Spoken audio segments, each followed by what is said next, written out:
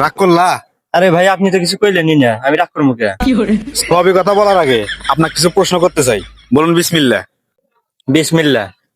আচ্ছা ভাই, আপনার হাতটা দেখি। এখন আপনি হাতের মুঠটা বন্ধ করেন। করছি। নেইমার যে স্কোয়াডে ছিল না, আপনি তো অনেক দোয়া দূর করছেন, কথা বলেন ঠিক কিনা? ঠিক। কি রাগ করলা? না ভাই। নেইমার দলে আসার পরে আপনারা তো মহা খুশি, এটা কি সত্যি?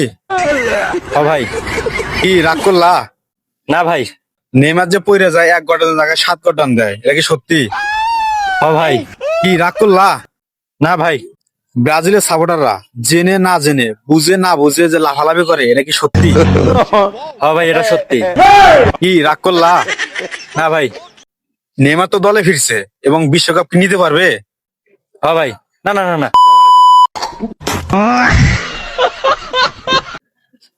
আস্তাগফিরুল্লাহ। কি ভাই রাগ করলা? না ভাই, এতক্ষণে কি বুঝলা?